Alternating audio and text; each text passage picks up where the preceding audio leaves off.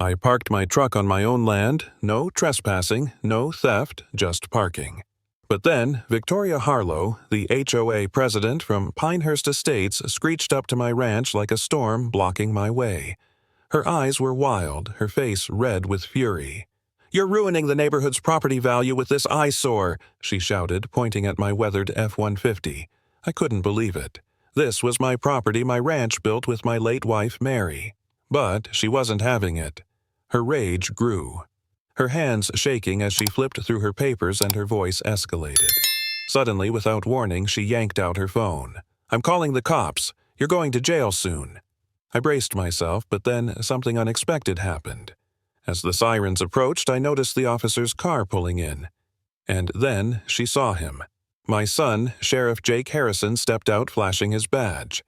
The sirens echoed in the distance, getting closer, and I could see Victoria's face light up with triumph. She was convinced her little stunt was going to work. But what she didn't know was that the officer heading our way wasn't just any cop. It was my son, Jake. I stayed calm, holding my phone up to record the entire scene. Victoria ranted on about how I was destroying the neighborhood, her voice rising higher with every word. As the police car pulled into my driveway, I saw Jake's face through the windshield. The younger officer stepped out first, scanning the area with a tired look on his face. But when Jake climbed out from the other side, I couldn't help but smile. This was about to get real interesting. "Hey, Dad," he said, his voice calm, but I could see the smirk forming as he locked eyes with Victoria. Victoria's smug expression faded as she saw Jake step out of the car.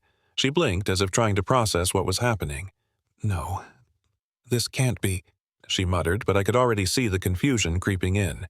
Jake didn't miss a beat. He pulled out the papers I had, confirming the obvious: the land was mine, legally every inch of it. No HOA rules applied here. Victoria didn't take it well. "That truck, it's an eyesore.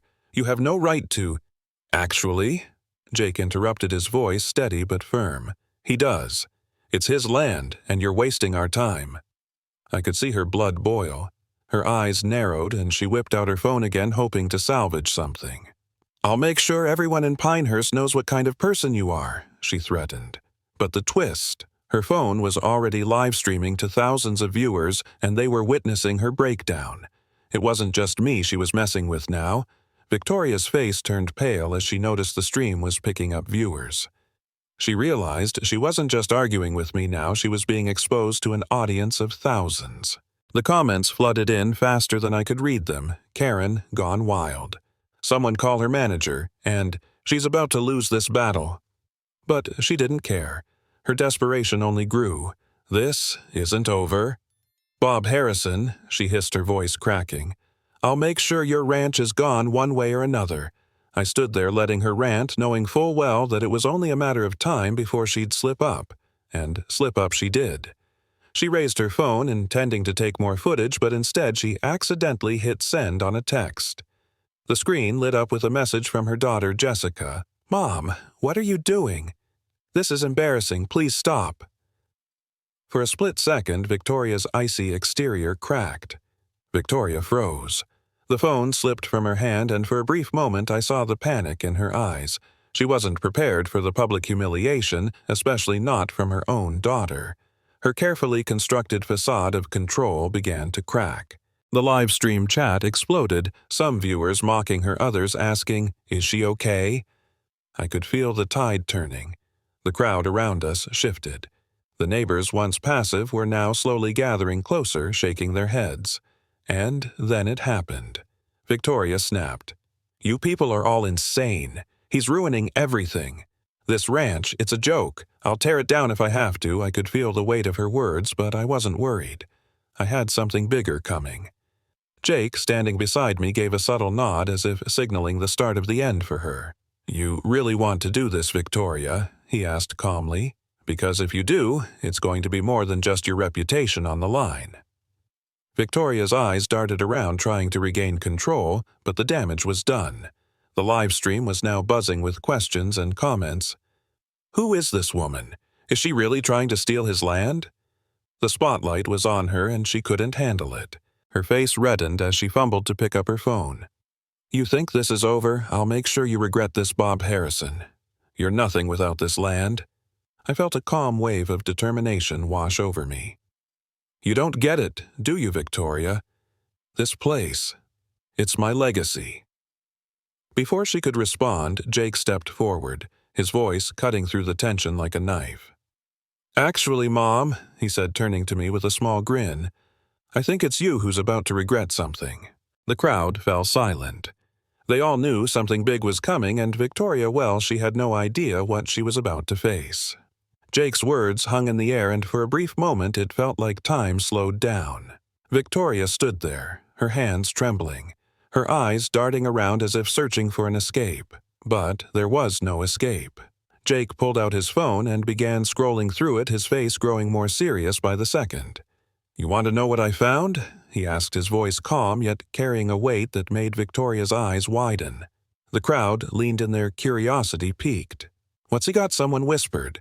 Jake raised his phone high so everyone could see.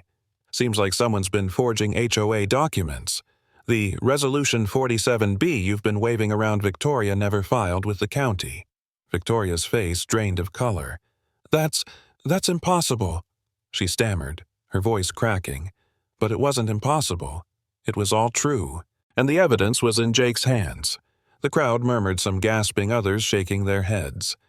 Victoria's empire of lies was crumbling. Victoria's mouth hung open, her body stiff with disbelief. She tried to recover, scrambling for any excuse, but Jake wasn't letting her off the hook. "It gets better," he said, his voice colder now. "Not only did you fabricate documents, but there's also something else. Something you didn't think we'd find." I watched as her shoulders slumped. The confident, venomous woman who'd been yelling at me just moments ago now seemed like she was crumbling under the pressure. Jake's eyes locked onto hers. "You've been using HOA funds for personal gain, Victoria. More than $1 million have gone missing." A gasp rippled through the crowd. The whispers turned into murmurs of shock. Victoria's face twisted with fury. "You're lying," she spat, but her voice lacked conviction. It was a desperate attempt to hold on to something, anything. But the proof was irrefutable.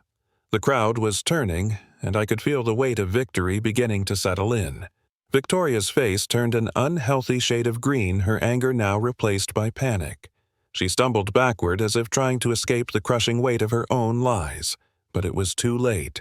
The crowd, once silent spectators, now whispered in disbelief. She stole from the HOA. How could she? I stood still, watching her crumble. The woman who had tried to force me off my own land, who'd used her power to manipulate everyone, was exposed. All the promises, all the threats, nothing but smoke and mirrors. Jake turned to the crowd. "This is the person who's been using fear to tear apart our community. This is what she's really after, stealing from all of you to buy more land around my dad's ranch." Victoria's voice cracked. "You can't do this. You're ruining my life." But Jake just shook his head. "You did that yourself." Victoria staggered back, her eyes wide with disbelief. "No, this can't be happening." Her voice was now a mix of fear and rage. The crowd, once hesitant, had now fully turned against her. Whispers of fraud and thief rippled through the air, cutting through her last defenses. Her hands trembled as she fumbled with her phone, but the live stream was still rolling.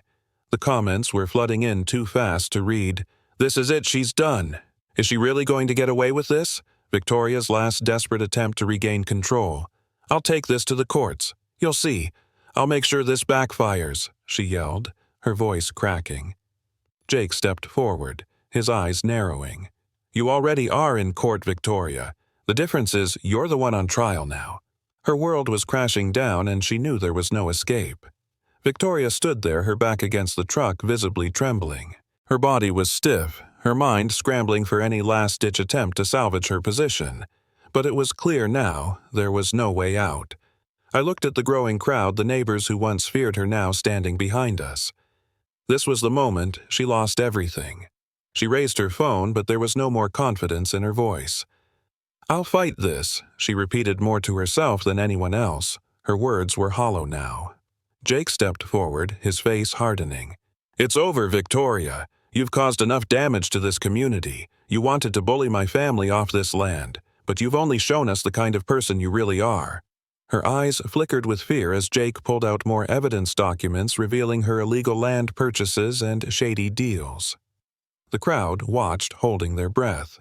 It was all crashing down. Victoria's hands were shaking now, her phone clutched tightly as though it were a lifeline.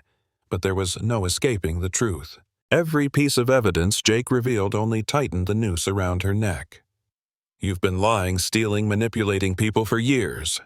Jake's voice cut through the tense silence. "You used your position to line your pockets and destroy lives. But today, it ends." Her face twisted with disbelief, her mouth opening and closing like a fish out of water. "You can't do this," she cried, her voice trembling. "I'm the victim here. I was just trying to protect our community." The crowd exchanged looks, some with disgust, others with pity, but no one was buying her act anymore. Victoria's carefully constructed image of a protective leader had evaporated, replaced by the truth of her greed and manipulation. The worst part, she knew it, and there was nothing left for her to say. Victoria's breathing quickened, her chest heaving with panic. The live stream was still rolling, and now the comments were pouring in faster than she could process. "She's a fraud. How many other people has she hurt?" The flood of outrage from the crowd was deafening. She turned to me, her last attempt to regain control failing. "Bob, please don't let him do this. I was just trying to help." "Help?" I interrupted, my voice low but firm. "You've been trying to steal my land for years. You don't help people by manipulating them." Victoria's face crumpled. She was done pretending. "I didn't want this. I needed to win," she whispered, more to herself than to anyone else. Her facade of control shattered completely. Jake stepped closer, his voice cold and final. "You've crossed a line, Victoria. This isn't about the ranch anymore. This is about justice." Victoria's eyes darted around the crowd, but there was nowhere to run. No one was on her side anymore. Every word she said now seemed like an attempt to patch up the hole she dug herself into, but it was too late. "I never wanted to hurt anyone," she pleaded, her voice cracking. "I thought I was doing the right thing. I was just trying to protect the neighborhood." But her words fell flat. The people she had tried to manipulate, the very community she claimed to protect, now saw her for what she was: a fraud, a liar. Jake stepped up, his expression hardening even more. "It's over, Victoria. You wanted to play with people's lives, now you'll face the consequences." With those words, the crowd collectively turned against her. No more pity, no more doubt. It was time for her to pay for everything she had done. Victoria took a step back, but her words came out in a frantic rush. "You don't understand. I was just trying to fix things." "You'll see the HOA." Her voice faltered as the crowd's murmurs grew louder, dousing her with cold reality. The people around us, the very neighbors she'd once controlled, were now shaking their heads, no longer afraid. One of the board members stepped forward, her voice steady but filled with contempt. "We've seen the truth. Everything you've done, it's all a lie. And now we're done letting you ruin our homes." Victoria's face flushed with anger, but it was mixed with the sting of defeat. She had no leverage left, no power. Jake took a step forward, his eyes narrowing as he spoke with finality. "You're done, Victoria. You can't manipulate us anymore. Justice will take care of the rest." Her fate was sealed, and there was no escaping the consequences now. Victoria's eyes widened as she realized there was no escaping her fate. The community had already turned their backs on her, and now there was no way to maintain the illusion she had worked so hard to build. Her shoulders slumped, the arrogance she once had now replaced with sheer panic. "You can't do this," she whispered, her voice trembling. "I'm just trying to protect what Jake cut in stepping closer. You've been trying to destroy everything we've built here for your own gain, all the lives you've ruined. It stops now."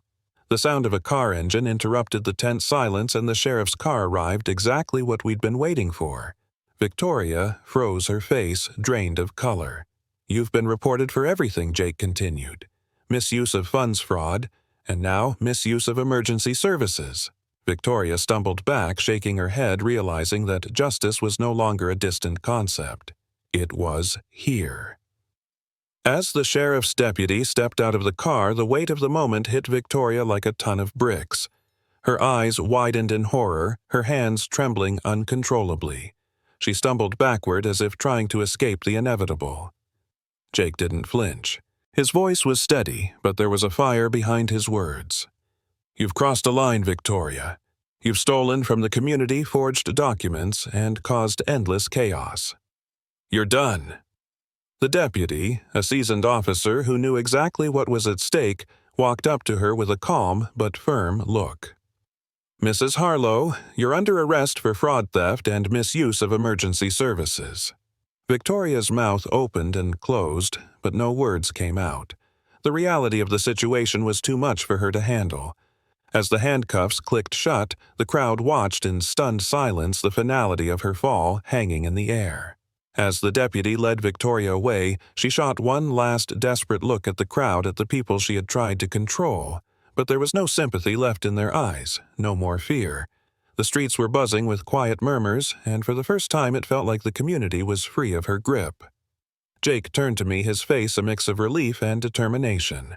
"It's over, Dad," he said quietly. "She's not going to hurt anyone else." I nodded, a weight lifting off my shoulders. This place, this ranch wasn't just land. It was the legacy of my family, the memory of Mary, and now finally we could protect it from those who thought they could take it from us. The sheriff's car drove off into the distance and the crowd began to disperse. But there was a sense of unity in the air, a bond that had been forged through adversity. The dust began to settle, and with it a sense of calm washed over Harrison Ranch. The once tense atmosphere was now replaced with a quiet sense of relief. The ranch, our land, was no longer under threat. Jake and I stood by the fence watching as the neighbors gathered, exchanging stories and comforting one another. The community that had once feared Victoria's influence now felt stronger, more united. "Funny," I said, looking around. "All this time it felt like we were fighting for the land. But we were really fighting for each other." Jake nodded, his gaze focused on the horizon. "You're right, Dad. It's not just about the ranch. It's about what it stands for." And as the sun began to dip below the horizon, I realized this wasn't just a victory for us, it was a victory for everyone who believed in standing up for what's right. As the last of the neighbors left, there was a quiet peace that settled over Harrison Ranch. The tension had dissolved, replaced by a new sense of belonging. Victoria's reign was over, and what had once been a divided community was now stronger than ever.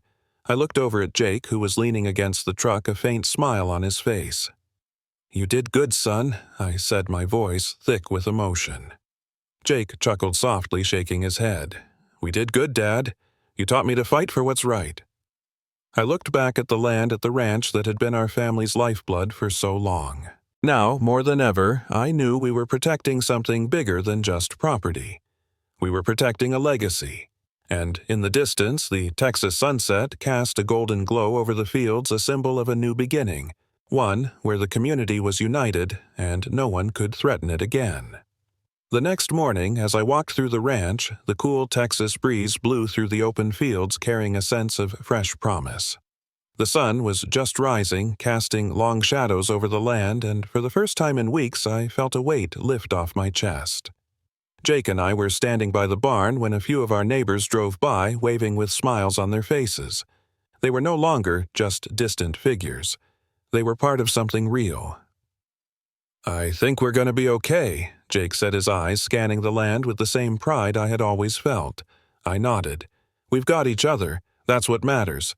The ranch wasn't just a piece of land anymore. It was a symbol, a place where we stood up for what we believed in and where we'd fight together to keep it safe no matter what came our way. The days following Victoria's arrest felt like a quiet victory. The ranch, once under threat, now stood as a testament to resilience not just from me, but from all of us. The community had come together in a way I never imagined. It wasn't just about reclaiming land anymore. It was about the values we fought for. That morning, the neighbor who'd once been too scared to speak up about the HOA, Helen, drove by with a broad smile. "I've learned a lot, Bob," she said.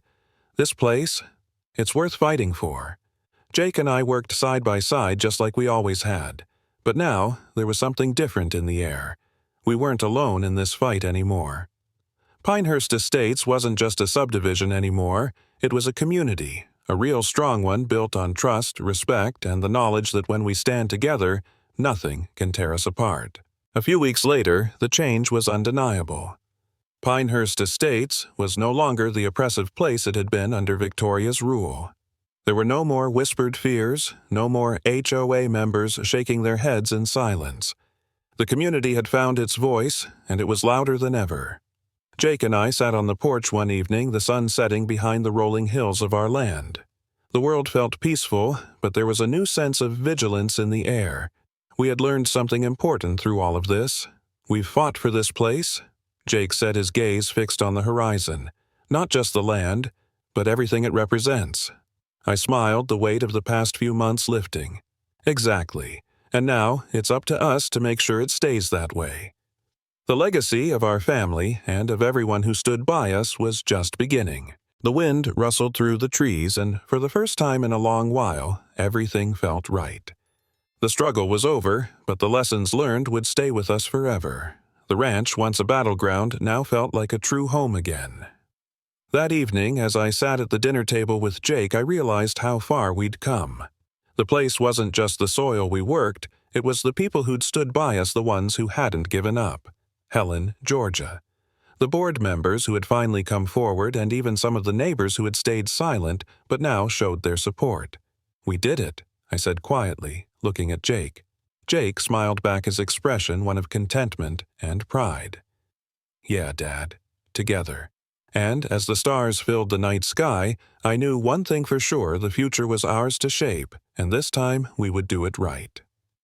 A few weeks later, we held a gathering at the ranch, a celebration of sorts, not just for the victory, but for the community we had rebuilt together. The air was filled with laughter, music, and the smell of barbecue. Neighbors who had once kept their distance were now mingling, sharing stories, and offering their support. People who had been intimidated by Victoria's power were now standing side by side, no longer afraid to speak out. Jake and I stood at the edge of the barn, watching it all unfold. The scene before us felt surreal. What started as a battle for my land had turned into a fight for something bigger: unity, justice, and community. "I never thought I'd see the day," Jake said with a grin. I chuckled. Neither did I, son. But look at us now. We had won, and now we could finally enjoy the peace we had fought for. As the night wore on and the stars shimmered above, I found myself reflecting on everything that had led us here. The battle, the hardships, the uncertainty. It all seemed like a distant memory, now replaced by a sense of peace and fulfillment that came from knowing we had done the right thing. Looking around at the people who had gathered, neighbors, friends, and even former skeptics, I realized how much we had grown. Pinehurst Estates wasn't just a place anymore. It was a symbol of what happens when people come together for the greater good.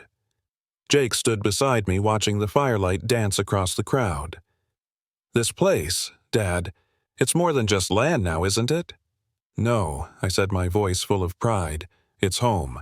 And it'll always be ours. Because we fought for it." And with that, I knew the legacy we'd built together was one that would never be torn down. The road ahead wasn't always going to be easy. I knew that. Life on the ranch was hard, and there would always be challenges. But this time, we weren't facing them alone. The community that had rallied around us, the neighbors who had once been divided, were now united in a way I never thought possible. Jake and I stood side by side, looking out over the land that meant so much to both of us. It wasn't just a ranch anymore. It was a symbol of everything we had fought for. "You think we'll ever get used to all this peace?" I asked, glancing at Jake. He chuckled, shaking his head. "I think it's a new kind of peace, one we earned." I smiled, proud of him and of what we had all accomplished. The future wasn't guaranteed, but as long as we stood together, I knew we could face anything. As the months passed, the ranch began to feel more like a true home again. It was more than just the land we worked, it was the people we worked alongside. Neighbors who had once kept to themselves now gathered for cookouts, shared stories, and lent a hand whenever it was needed. It was the kind of community I had always dreamed of, but never thought I'd see. One evening, as Jake and I sat on the porch watching the sunset over the ranch, I couldn't help but feel a deep sense of pride. We'd made it through the worst, and now we had built something that would last. "This place," I said, gesturing to the fields, "isn't just mine anymore, is it?" Jake grinned. "No, Dad. It belongs to all of us." And as the last light of day faded behind the hills, I knew that our legacy was just beginning. The years that followed were filled with more work, more challenges, but also more joy. Pinehurst Estates had transformed, and so had we. The legacy we had fought for wasn't just about land or the house we'd built, it was about the strength of community family and the unshakable bond we shared. One evening, as I walked the fields with Jake, I felt a deep sense of peace. "We did it," I said, my voice full of pride. Jake nodded, a smile playing at the corners of his mouth. "Yeah, we did. And now we get to pass it on. The ranch, the land. The memories of Mary, they weren't just mine to hold on to. They were ours to cherish, protect, and carry forward for generations to come." And as I looked out at the horizon, I knew this was more than just survival. It was triumph. We had built something that would last, a legacy that would never be taken. After a long battle with the HOA, Bob and his son Jake finally exposed the corruption and abuse of power within the community. A story of justice prevailing against HOA tyranny, it shows how one family stood strong against Karen HOA drama and won. Stand up for what's right. Share if you believe in justice.